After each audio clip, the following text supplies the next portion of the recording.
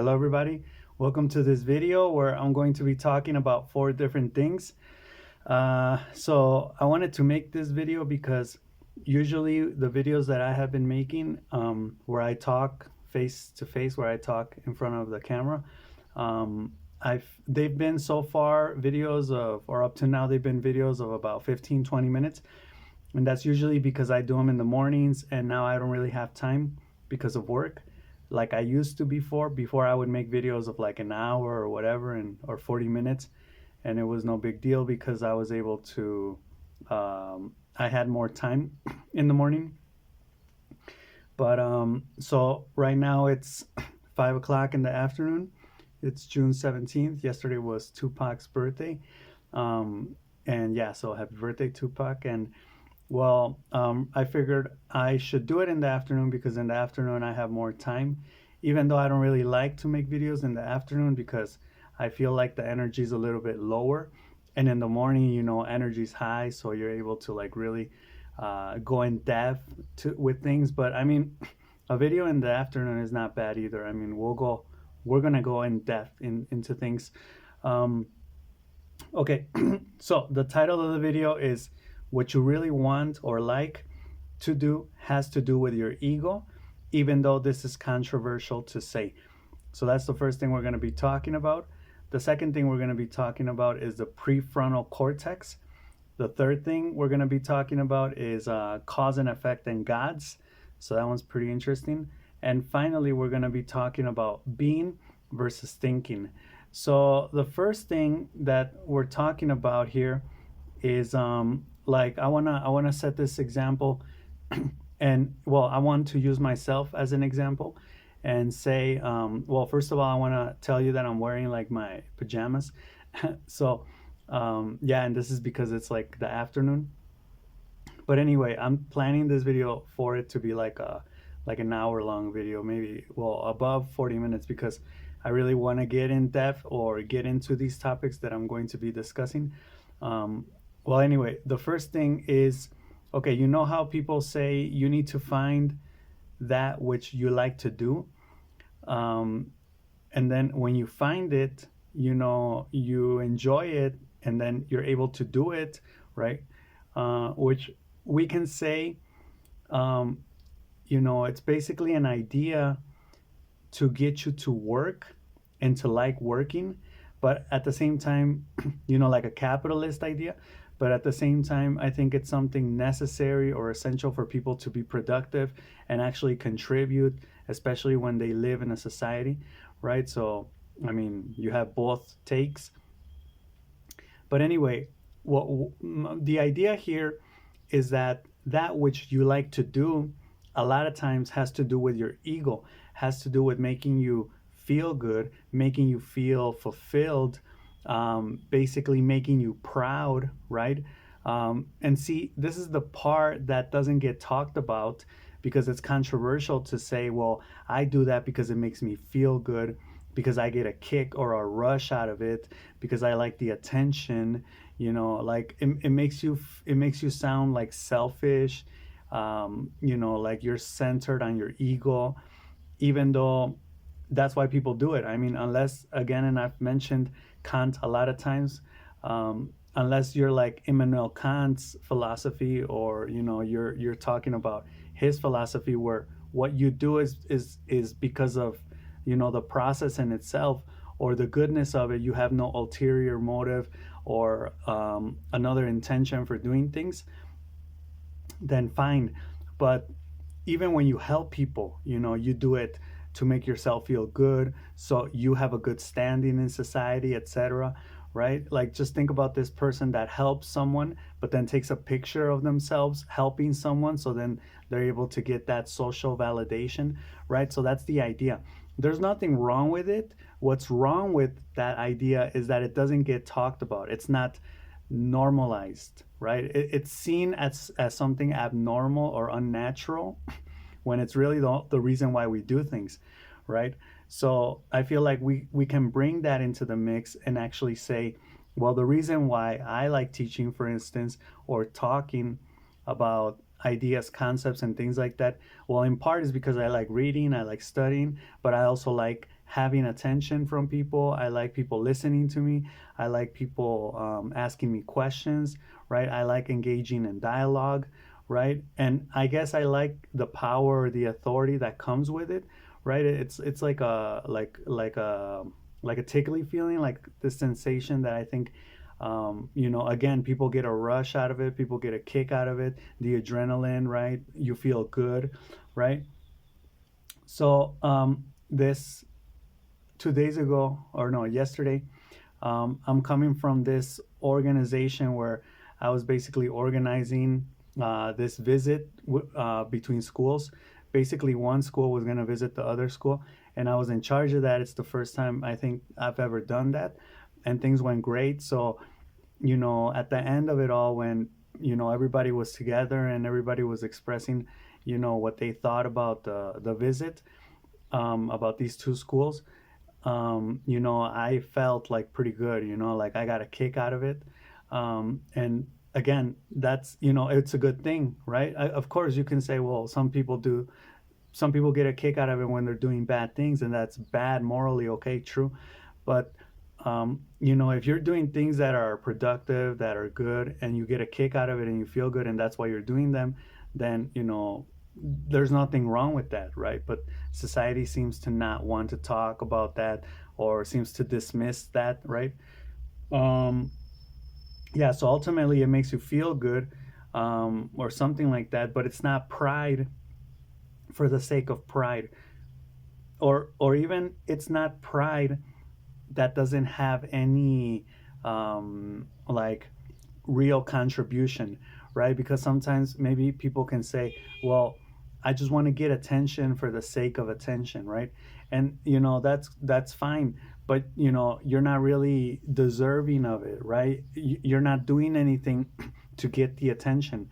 So that's where I think people are wrong, right? Because you actually have to do something if you want the attention, and it has to be something hands-on, right? Like something that people can see, something that people can listen to, right? Such as having other people come and visit, things like that, right? So that's like physical stuff, right? Because a lot of times, a lot of theory, people will dismiss that as well. um, and ultimately, what I think is it's attention. What the reason why people like what they do is because of attention, and this ultimately leads to validation, right? So validation, social validation, is having people like respect you or admire you, or like even just tell you like you did a good job. That's enough, to make people's day, right? And again, it's not having people, it's not having other people tell you like you did a good job when you really didn't. It's actually like working for something, and maybe not even expecting it, and then getting that, right? Social validation, and that's what ultimately makes you feel good, right? Which could be summarized as getting attention, um, or at the very least, if you're not doing things for attention or social validation, at the very least you're doing them because you want to express yourself. See, and expression, like human expression, like when you talk, when you write, when you dance, when you sing, like that type of expression, um, when you develop a project and you carry it out, that's expression too. um, when you do that, I think it makes you feel good also, right? Because just imagine someone that doesn't express themselves, someone that's very introverted, that keeps to themselves, right? And if I ask you what are their emotions, you could say, well, they may be angry, they may be sad, like all of these negative emotions. But then think about someone that's like always, talking to other people, expressing themselves, drawing, writing, dancing, like whatever, like, very expressive. And I ask you, like, what do you think are that guy's or that girl's or that person's emotions? You'll probably say, well, that person's probably like excited, happy, amused, interested, right? Like all these positive things that make you ultimately feel good, right? So at the very least, it's about expression. And here's the important compliment, or the important part of that phrase. It's about expression in the face of others, in front of others, right? It's not expressing yourself in a, what do they call it, in a vacuum, right, in a black hole, like in an empty room, right, in the middle of nowhere and no one around, right? No, it's about doing something and having people see you, maybe get inspired by you, having people like take ideas from you, give you feedback, right? And again, it's about the more real it is, real in terms of having people actually, um, maybe not in, yeah, maybe we could say enjoy it, that, but also having people like being able to use what you're doing, for their benefit. I think it's about that, right? So people, because I mean, there are different levels of expression in the eyes of others, right? There's, expression for entertainment purposes, right? Like you just want to not think about the problems in your life or whatever, right? You want to just, entertain yourself, amuse yourself with something like a clown, like a comedian, right? You're not going to use that for analysis. But then if you're like, maybe you're reading a book for work to help you out, right? You want to be a better leader. So, like I was watching this episode on Scrubs, and JD wants to be a leader because now I'm in season 3, I think, and now he's not a resident anymore. He's a doctor, and he actually has residents under his care. So there was this idea that he came up with. Well, he didn't come up with, but he was trying to apply it based off a book he was reading. And the idea was you have to be, um, you have to give people like content, which is basically like the information, the lists, the concepts, the techniques, like the real thing. But you also got to give them this other side, which is like emotional, right? Like motivate them, right? And then at the end, very interestingly, you have to give them just a little bit of fear, right? So the way this looks is like you tell someone like, okay guys, this is the technique, this is the procedure. If a patient has this, you give them this type of medication, right? That's the technical part. And then you will say something like, come on guys, I believe in you, I think you guys are going to be great doctors, just keep working at it. I really think you guys are something special, right? And that's the emotional part. And then the last part is like, a little bit of fear, right? Or make sure you guys do this, because if you don't, remember these are the consequences, right? And that's supposed to be like the technique to be a good leader. But again, JD is studying for this, and he's reading the book because he wants to apply, what, he's doing this not for entertainment purposes, but for learning, right? So again, it depends. In this case, we can say it's more hands-on, more practical, right? Like real useful things that JD can apply in the real world. um, okay. And finally, I think it's also about the potential you express with your words or your communication, right? The potential again is in what can inspire, right? What can ultimately and potentially inspire other people to act, right? So inspiration, I think, is a big deal also when it comes to being able to ultimately like be influential with what you're doing, right? And to a certain extent, I think this may be what power is about. I mean, I think power has been defined as potential. So if you say I have power, it's because it's not because you're doing things, it's because you can do things, right? Like the president like has power to do this or that, but it doesn't mean they're doing it, but they can do it, right? So again, that comes down to social influence, social validation, status, right? All of these things.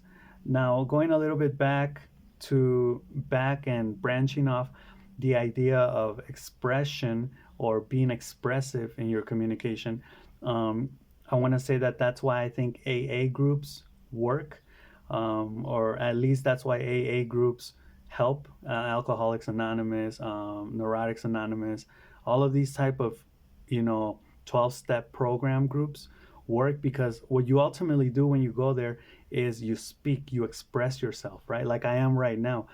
You have some people that are there, because I've done it, and you talk about whatever you want. You Normally, you can cry, you can yell, you can whatever. Like it's a way of letting out your emotions. But again, very important, it does have to be in the face of others, in front of other people, because if you do this on your own, I mean, it's not the same, right? So, I mean, I can think about someone maybe doing this on YouTube, and then people watching that person's videos, kind of like I am. But again, well, I'm not really talking about, emotional problems or things like that. And when you go to groups or group meetings, you get like 20 minutes, you can talk about whatever you want for 20 minutes. And then, like, I think the fact that that people are listening to you is is different than if you were just, again, like in a vacuum in an empty room without a camera even, right? Like that's just you thinking, like a soliloquy, I think it's called, which is like your private thoughts. Maybe you can say them out loud, or like a monologue, right? Like if you have a if you carry out a monologue, right?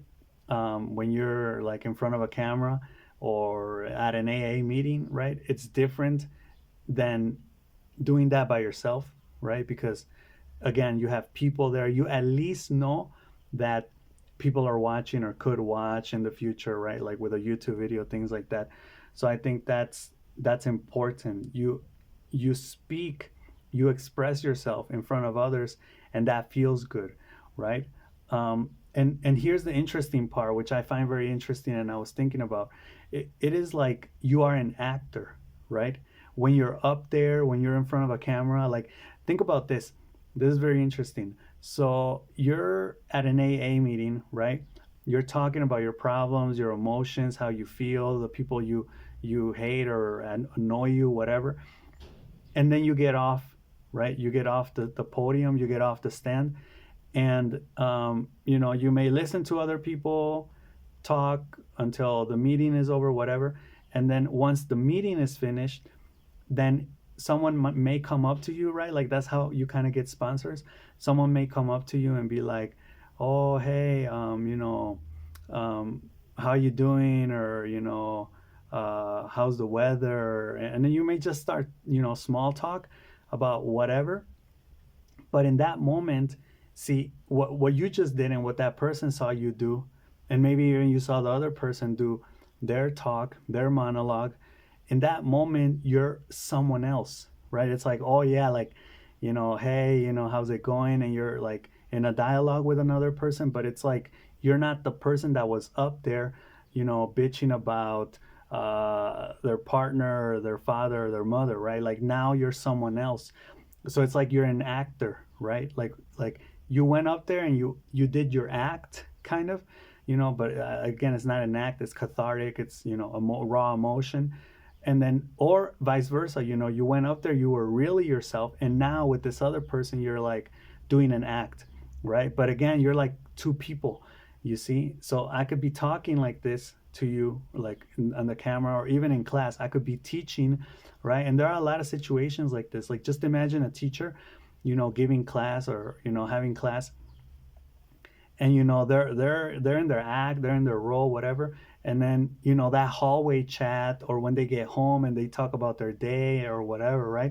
It's like two different people, right? And that's what sociology means by different roles, different functions, right? So I think that's interesting. I think people that are maybe like introverts, or don't, maybe can't, excuse me, can't be in these different shoes, can't be in these different roles, have a hard time, right? Because I think, and it may make sense, like the more roles you have, the happier you are, right? Because the more expression you're doing, and the more diverse expression you're doing too, right? Like I could think about, salespeople are usually happy, and it's like salespeople may have to act like they like cars, or talk about what little they know about cars with a potential buyer that likes cars.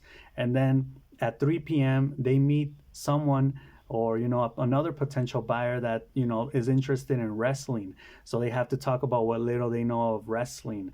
And then at 6 p.m. they have another potential client that talks about, I don't know, books, so they gotta talk about, and they're acting in these different types of roles, right? They're filling these different shoes, and that feels good again because that's expression.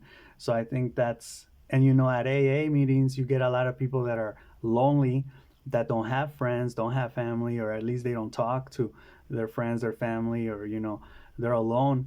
So when they get a chance to get up there and talk and express themselves and be someone else, and then be a second different person with the people after the meeting, right? I think that's also why it works. So there's something there, right? I'm pretty sure. And this role thing that I'm saying, I think, is also fundamental to maybe even like happiness, or inspiration, or influence, or power.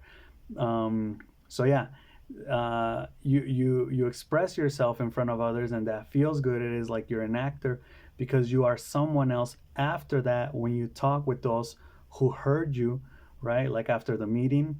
So this is the question: could it be that we like to be two or even three people, right? Or we at least like to detach ourselves from the first person that we are, right? Like that lonely person, that addict or obsessive personality that is up there talking, is like charged with emotion. Um, so yeah, for this, I just want to like end up saying that, or finish up saying that before I did YouTube, I remember, and this is kind of interesting because it kind of went in this order. I mean, I had done like that type of group thing, group therapy, like a long time ago, like like 10 years ago or something like that, or more. But when I, like, just recently, before I started making YouTube videos, it's interesting because I did it, right? And I don't know if that, then I started watching YouTube videos of people doing it, right? Like Leo from actualize.org, where he does what I do. And he's Taurus like I am. He just sets up a camera and he just talks for like an hour or two, but he talks about personal growth, personal development, right? And um and and then I got the idea of that, and also watching like Jordan Peterson, and then I started doing that, right? Like here. And then this basically is taking me to now teach like normal classes, right? Like theory of development, things like that, like psychological stuff, or things that have to do with education, not just English, right? Because I have been teaching English, but when you teach English, I mean, you do explain like the tenses, the grammar, vocabulary, things like that, but it's not like you can actually ramble on. It's not like you can do a monologue, right? And when you teach other things, like I'm going to teach you today about history, right? And you just go, you can, like, the teacher can talk for an hour, right? Especially in university, and students just have to take notes, right? Like that's part of the process. Lectures, right? I'm talking about lectures. I know there are other things like when students present, or reading, or maybe some games, activities, other types of things. But part of that university experience is for the teacher to monologue, right? To lecture, right? Like a priest, right? Like they're gonna, what do they call, yeah, like, don't lecture me, like like a priest will, or like a shepherd. I think that's the word, right? Like they lecture you, right? It's like a monologue, just telling you things, right?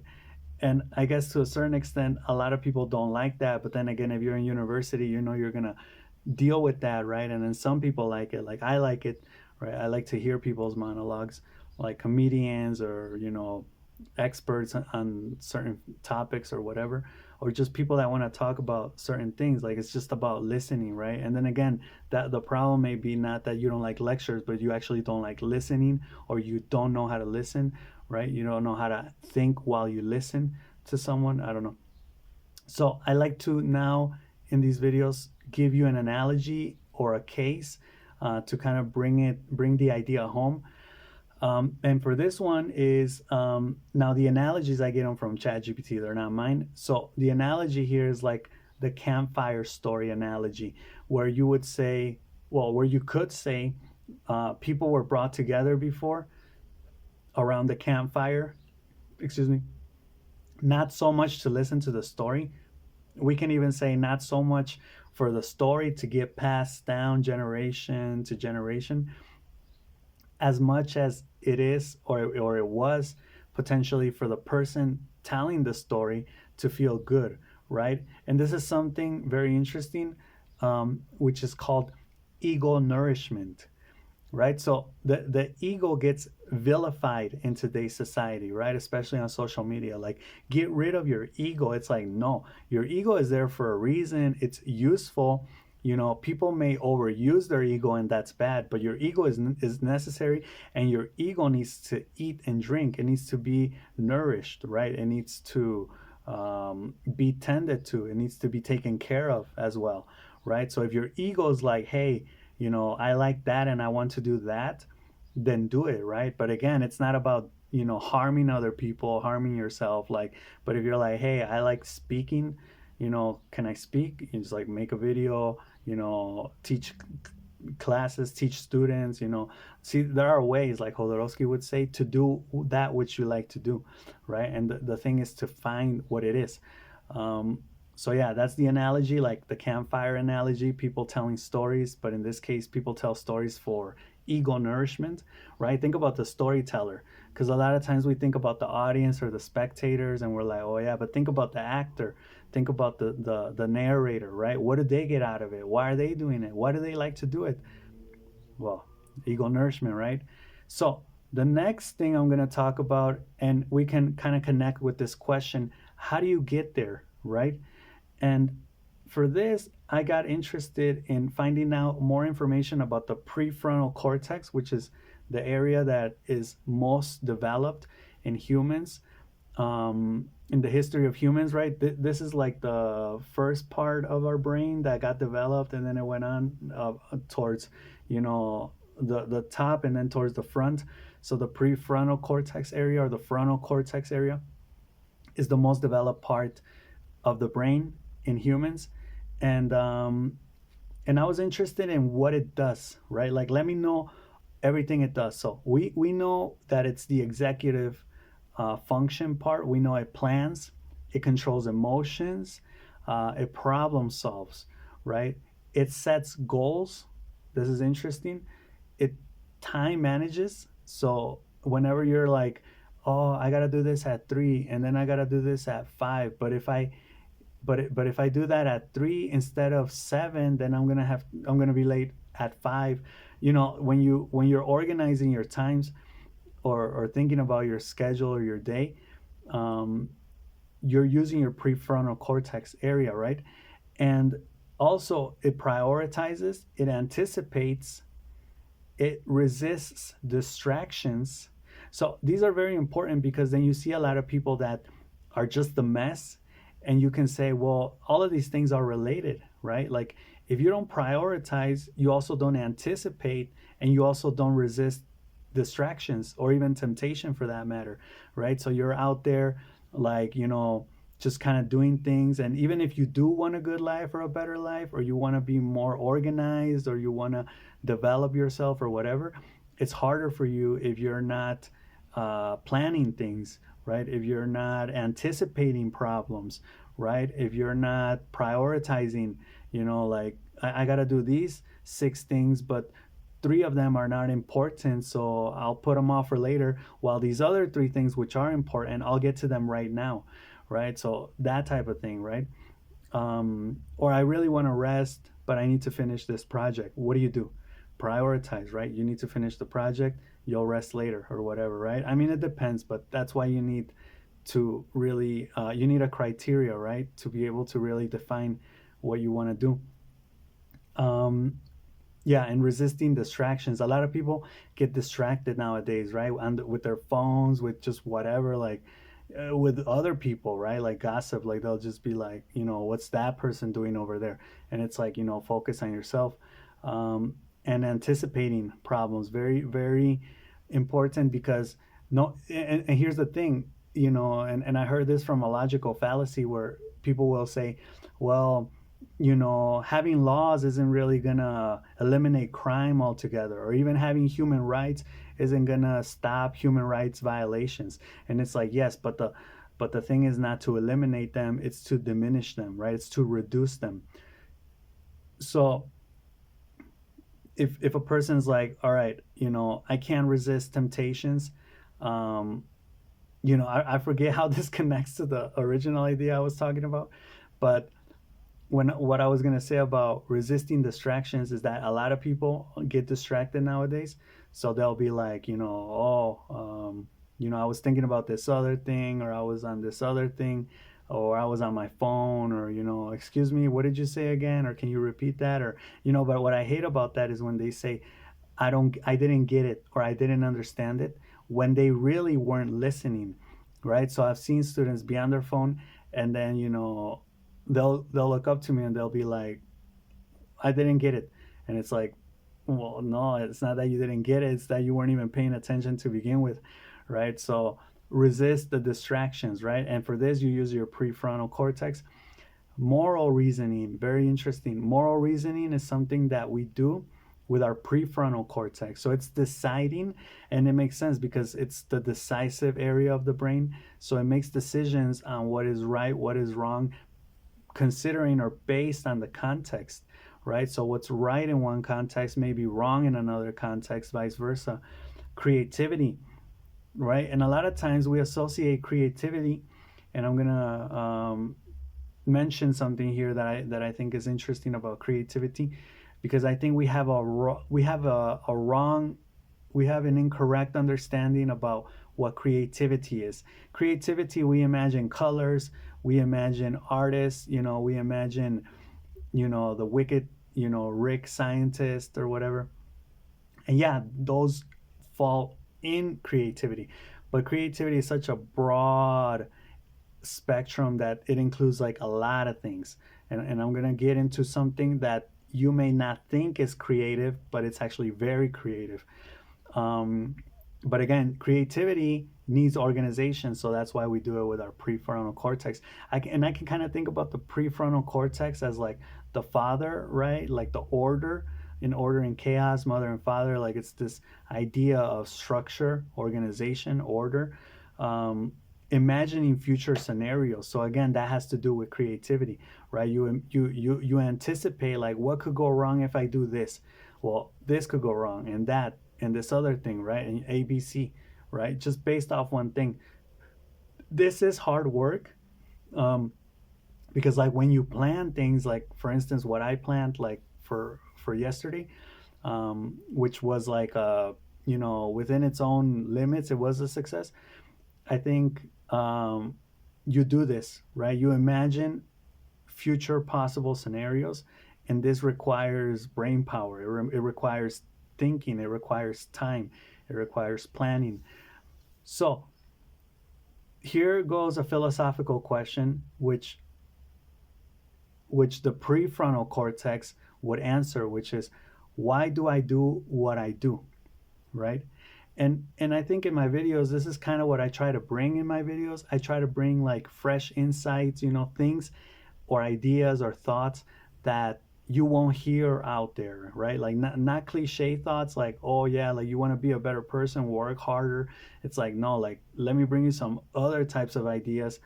And more specifically, let me find new causes, right? Which is my current intention. So you say this happens, or I do this, why, right? And what's very interesting about cause and effect, and I talk about it a lot, I'm going to be talking about it in a moment, is that one thing can have many causes, right? Or many possible causes. So you could say, why does it rain? Oh, because, water evaporates into the atmosphere, whatever. Okay, that's one explanation. Let's find another explanation, right? Let's find an explanation let's find a cause that hasn't been said before, right? And maybe even test it out, think about it, do a thought experiment, right? Why do I like talking, right? Well, maybe because like I would do it with my mom, all right? That's one cause, possible cause. Let's find more, right? And doing these type of exercises, you get fresh insights, better insights, and again, they can work for things that are practical, which I'm going to get into that in a moment, or they can just be stimulating entertainment or for fun, right? So they can have like a, you could say like a real intention, like a real purpose, like a technical, even strategical or practical purpose, like of application, like I'm going to use this information. Or they can just be for fun, for leisure, like it's just fun to think about that type of stuff, right? It's like a thought experiment, like I said. um, so yeah, why do I do what I do? And again, this connects to finding what you want to do, right? And basically noticing that you're doing that, right? And again, you do all of these things. So all of these things is like Jordan Peterson talks about how social people are happier and the correlations between those things, and how typically like people that are less social or antisocial will experiment all types of negative emotions like anger, sadness, depression, anxiety, like all those things, because they're all correlated. So again, all of these things I'm talking about, if you're like, oh, I'm not really good at controlling my emotions, but I'm really good at planning, then it's like, no, you're either good at both things or you're not good at both things, right? So all of these things like come in a package, you can say. And if you start working on one, you'll inevitably start working on the rest of them. So that's good to know. Okay, now new causes, going back to that idea, are not only stimulating and formative, stimulating in terms of entertaining, right? Like it's fun to just think about this type of stuff, or formative in terms of like I'm gonna use this in the future, right? Like I read books maybe because I'm not gonna use the information now, but I can in the future, right? And even in an unconscious way. So it's forming you at the end of the day. Or maybe, like I just read something from the actor Bryan Cranston on social media. I'm not sure if he said it, but he was saying that when he got the role for Malcolm in the Middle and then for Breaking Bad, he was basically like older, like in his 40s and 50s. And he said that the key to his success in those two series was just being ready. Like you're not gonna find opportunities when you want them, but they will come. And when they come, you need to be ready, because if you're not ready, you can have many opportunities come to you, but you're just not going to be able to take them or even know to take them if you're not ready, right? So it's about being prepared, it's about being ready. So that's what I mean by formative, right? You'll watch the videos, you'll read books because you're just ready. Like you just stay ready all the time in case an opportunity presents itself. Um, but it could also lead to new practical insights and discoveries, right? So that's like the scientific, empirical, objective side of it, right? Like if you dig deep enough, if you're, constantly, like Nietzsche would say, like hammering against the wall, right? Like digging and digging and digging, maybe you may come across insights, right? Like mental insights, right? Theoretical insights or even discoveries, right? And that's pretty cool. Yeah, like things that haven't been said before, things that haven't been thought of before, true creative endeavors, true creative projects, or true creativity. So the idea here, and this is where I'm going to get into the thing of creativity. Well, first of all, the analogy is like a crystal ball that lets you see what could be. In other words, it lets you see the future, right? So when you're talking about the ideas that are related with the prefrontal cortex, such as planning, regulating emotion, resisting distractions, uh, even like prioritizing and anticipating problems, you're really working with a crystal ball, right? So you're kind of like that gypsy woman that looks into the future, and you're able to, it's like you don't need a gypsy woman to tell you that. You don't need a crystal ball, but it's like a crystal ball. And we each have our own crystal balls in our head, right? Where we can just look into them and, predict our future, see what could happen, see what could be, right? If I choose this, this will happen, etc. Right? So that's the analogy for the second part. And here goes the part for creative. And I've actually posted this, I think, on my Twitter or my X, which for me, the most creative people, and I think about this a lot, the most creative people, hands down, in the world right now are business people and entrepreneurs, because I'm like, I could not think like them. Like, and what's interesting about them is that these people, appear to be like simple. They'll dress in like suits every day, and there's not really anything special or eccentric or weird to them, right? Like they're even boring. And you may say, well, they just have meetings all day, they take phone calls, they send emails. But I'm like, man, like, and I'm talking about successful business people, successful entrepreneurs. Like, just imagine, like, having to think of ways to outcompete your competition, right? Like, not even an artist could do that. Like, you just need so much flexibility, right? To consider like different angles, different cause and effect scenarios, how this is going to ultimately affect that, like the Coca-Cola story with Pepsi, which they say wasn't really which they say was an accident, but what if it wasn't? Like that type of planning is crazy. If you don't know it, go check it out. It's crazy what the thing with how classic Coke came to be, right? How classic Coca-Cola came to be. And so I was asking ChatGPT about this, and it said they need to imagine whole systems embrace uncertainty and with real risk, right? It's not like artists that are painting some colors on some, canvas, but these people are like, there's like real, there's people under them that have jobs, have families, that are a lot of times affected. They have, what's it called? Yeah, they're taking risks with money, right? And they are also visionaries, so they're able to see things that don't exist yet, that nobody else has seen, but that can be and actually do become, right? Like just look at the latest thing, right? Like AI, no, or computers, cell phones, smartwatches, like applications, WhatsApp, Facebook, all these things that like weren't around like 40 years ago, 50 years ago, 100 years ago, and now are.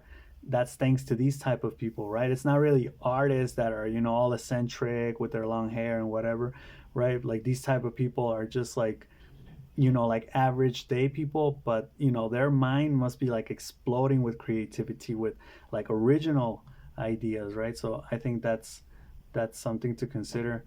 Okay, we're back. I just had to take a little bit of a break because I was recording the video with my other jammies with the green ones. Now I got blue ones because it's the next day, and I was interrupted, so I couldn't continue the video. But here we are. The first thing I want to correct before we continue with the video is that what I was referring to from JD, the character in the series Scrubs, is the process of it's called preparation first, inspiration, and a little fear, right? That's basically the idea here. The preparation part, like I already mentioned, is the part that has to do with the technical things, the logical, mental things, like what you have to do, concepts, the list, right? The inspiration part is the emotional part, right? Like motivating people, and then a little bit of fear, right? And that's the way.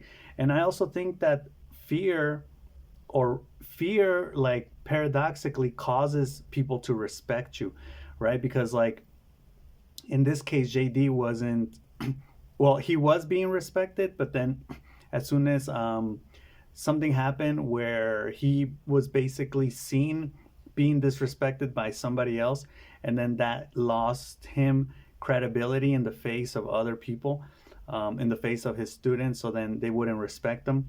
And then the person that disrespect them has a lot of respect, so at one point he just whistles and he gets one of his students even to come and do something, I mean just to come, and he's like, what do you need? And he's like, nothing, I just wanted to show this guy that, like, I have you guys all under control, right? And that's because I guess, and it's a fine line because you also don't want people to resent you, right? But you need to be able to, like, a little bit of fear, right? You need to, so how do you get that, how do you achieve that, right? That's kind of difficult. But anyway, we were talking about the prefrontal cortex area, all these different things, from the question, how do you get there? And that's the way that you could get there. And we finished off talking about, like, just look at AI, cell phones, right? Innovators. And the idea of entrepreneurs, successful business people that are actually our modern era's most creative people. I don't know why that sounds kind of off. Our modern era's most creative, like the eras, the apostrophe s, because I know it's an era, but it's like modern eras. Like, is that possessive? I think that's possessive. Anyway, now we're gonna answer the question: what happens when you don't? When you don't plan, when you don't use your prefrontal cortex. So there's an idea that I think I read somewhere, or I think I read it in Jordan Peterson's book. Um, but it wasn't like this wasn't the idea. Like, again, it's kind of like Nietzsche, like this was just said. And then, like, sometimes I just see things, I read things, or I hear things, and I read things or I hear things that people will say, like, casually, like to explain other things. But then within those, like, words, I'll find interesting, very interesting correlations. Well, anyway, I think I got it from there. But the idea is that we are like animals. A lot of people say we're like animals or whatever. We're social animals, whatever. Um, but I really think we're not. Well, we're humans, so we're not animals. We're like them. I don't know. We're like many things. It depends on the criteria that you're using. We're like a table because we're matter and carbon, whatever. But anyway, I really think we are like animals. We're not like animals. We are animals when we don't have, or when we don't have the ability to think about cause and effect, right? So, in other words, cause and effect, and I think I said this probably in a video, cause and effect is ultimately, like, in some way what generates conscious thought, right? So it's the idea of noticing, not blindly, like, what happened here, or how did this happen, and I have no idea, and I'm just gonna make stuff up, right? Make up causes, like I was talking about the causes. um, but in this case, without any base, right? Without any logic, just imaginary causes, which again could be fun. But let's talk in terms of, okay, so something happens, and if I don't have the capacity to think back or forward, right? And I guess it has to do with time. See, time is very interesting because whenever we talk about time, we add another layer of depth to whatever conversation. Like, we're talking about time traveling, right? And like Dark is a good series because it combines family with time traveling. But time traveling, or anyway, the idea of past, present, and future adds another layer. I don't remember right now why or how it does. Like, I had an example that I was, but I hope it comes to mind a little bit later in the video. But like, if you're talking about these ideas, right? Like, um, dichotomies, right? Like, I made my videos on dichotomies, um, and then you're trying to go beyond the dichotomies or beyond certain ideas. The way to go beyond them is maybe by adding in this uh, past, present, future idea, right? Like, just try it out. If you're trying to develop more ideas, just work with that and see what comes of that, right? Anyway, when we can't think of cause and effect about what caused something, or why this is happening, or what for, it's those type of ideas, well, obviously we're not using our prefrontal cortex. And this is because let's look at the flip side. When we use cause and effect, this gives rise to meta awareness. So we're aware of, we're able to think about what happened before and what's going to happen after. We can make predictions, right? We're not like stuck in the present, sort of say, right? And again, this would probably clash with the idea of, oh, actually, we're going to get to that at the end, thinking versus being. But in this case, let's just say cause and effect gives rise, the idea of cause and effect gives rise to meta awareness in eventuality. So we're not only able to detect, the past, but we're able to kind of predict the future. And not knowing what causes something gives rise to superstition and imaginary objects, like, for example, gods. So I think this is because, yeah, I think I did read it in Jordan Peterson's book of Maps of Meaning. That book has a lot of different ideas in it. But he was basically, I think, explaining why people back in the days used to believe in gods, kind of like children, you know. So we could say it's like primitive evolution. And in this case, with primitives, you would think, or they would think that, like, I don't know, if it thundered, it was the thunder gods, or the sun was like a god, you know, that would like, as the day and night came by and left, it was basically like, you know, the god, or the sun was like an animate object, right? That would come and go, right? Like a person would come and go, I guess. And see, when you don't know what causes something, then the cause is very important, the effect is very important too, and we can get into like what is a cause and what is an effect. But for now, let's just leave it at, if you don't know the cause of something, well, obviously that provokes fear, right? We can even tie this to the idea of a little bit of fear, right? Like if you do something that's off, you know, and you don't, and it's like, maybe look to do something that is off, just to see, I mean, just to implant that little bit of fear, right? Because then people will be like, why did he do that, or why was that done, right? And it could be, well, just, you know, to instill a little bit of fear and respect, right? But anyway, so it generates fear, right? Not knowing the cause of something, and then obviously that provokes speculation, right? Now, we may think of ourselves as very advanced, but we may still, with our scientific approach and our scientific method, we may still be just, you know, we may continue to be superstitious, right? And not knowing, we may treat the science as like a god, and again, it's like an imaginary thing, and maybe like 1,000 years down the road, this modern era of scientific discoveries, quote unquote, are going to be looked at as like, you know, the primitives talking about the thunder god or the rain god or whatever, right? Like the idea of like dancing, so it could rain or things like that. Okay, so the analogy here is a broken chain, right? So you don't know what came before, or what comes after, right? And because you don't know what caused it, you feel fear, right? Or this idea, a case would be, or an example could be, when children believe the toy broke because it was angry, right? Like again, giving inanimate objects animation, right? Or making them like come to life. Anyway, the importance of all this, and with this, we're gonna get into the fourth idea. Um, well, here we're gonna think about a couple things. First, I was I was having class, and this student of mine, and this idea is very common. I've heard it a bunch of times before, but I don't know why it hit me at that moment. But the student was like, you know, the question was, what do you do to relax? And the student said, well, what I do to relax is, you know, hang out with friends.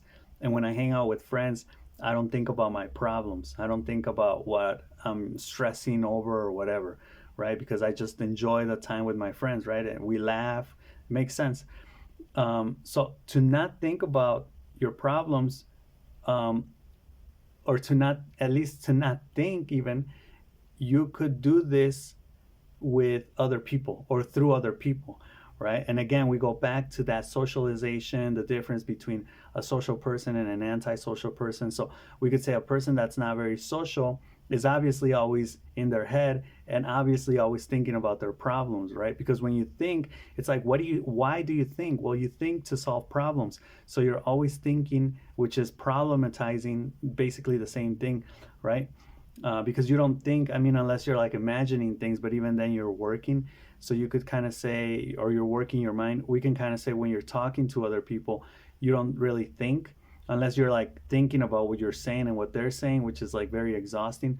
But when you're with friends or things like that, you guys are just flowing, right? And then again, that could make you happy. So when you're with people, right, or you're distracting yourself or entertaining yourself through other people, right? Back to this idea again of, you know, you're either doing it to entertain yourself or stimulate yourself, or you're doing it for a purpose. for a technical purpose to learn something or for practical application and practical knowledge. Um, when you're doing things for fun, you're just being, right? And it's not like when you're stressed out, when you're thinking about something, you just want to have fun. So you could say, in this case, being is opposed to thinking, right? They're two different things. So you're either being, right, like with your friends, family, whatever, you're laughing, having fun, or you're thinking, you're problem solving, you're stressing about, how to go about this problem, how to approach this situation, whatever.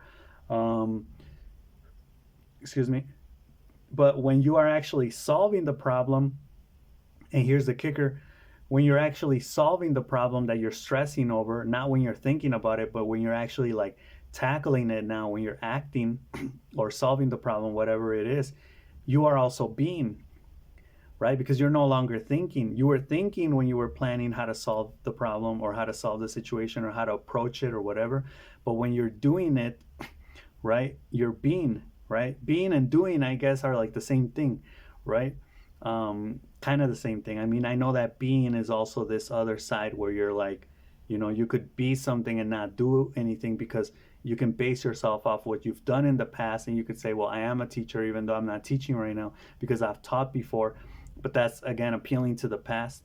Um, but yeah, I would say pretty much being and doing is the same thing. Because if you, like, let's say you taught when you were like 20 and now you're like 80, 60 years have gone by, are you still that? Well, I would say no, that would kind of be a lie.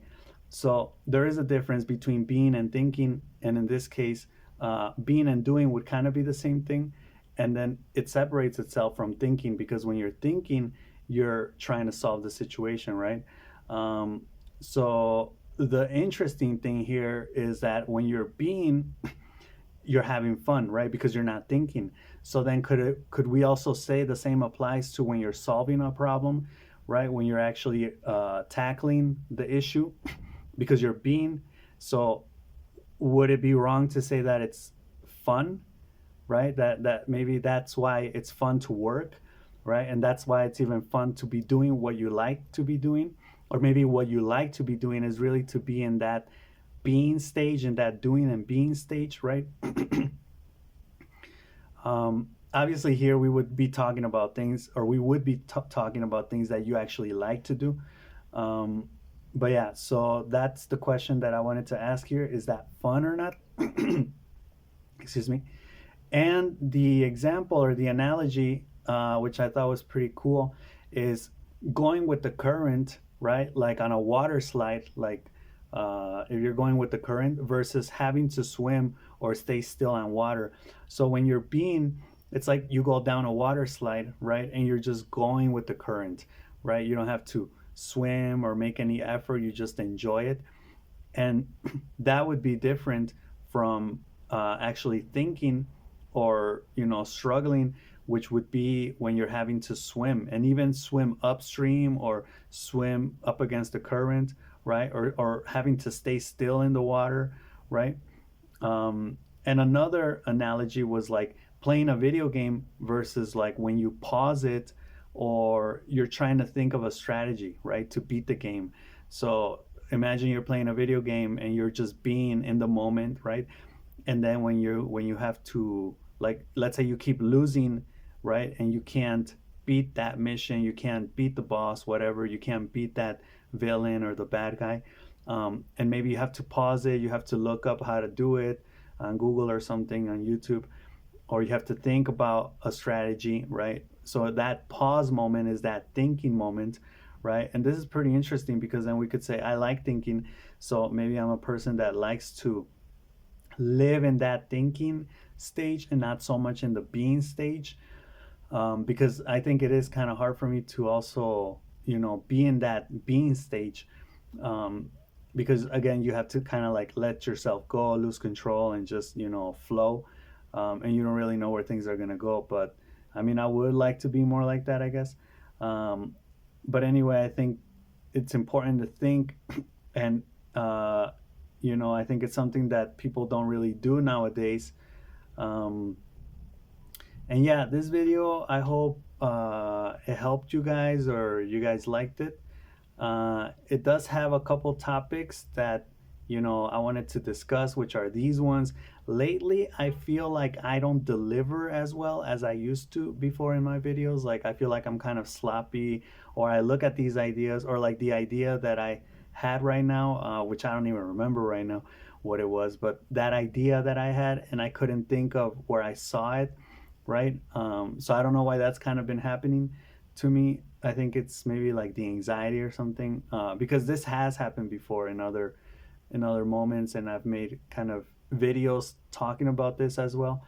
Um, but anyway, I hope to deliver, bring the same enthusiasm, energy, content, quality as I like to. I think at the end of the day, these are still very thought provoking ideas that people can debate over, discuss. I mean, you can contradict maybe a lot of things that I'm saying or refute them. So at the end of the day, I think that's what it's about, to just discuss ideas and talk about them. Um, and yeah, kind of teach, and maybe if, like I mentioned too, if there's insights or discoveries, or even just for fun or for stimulation, that's good too. So anyway, let me know what you guys think, and that's all I got for this video. So I'll see you in the next one. All right, peace.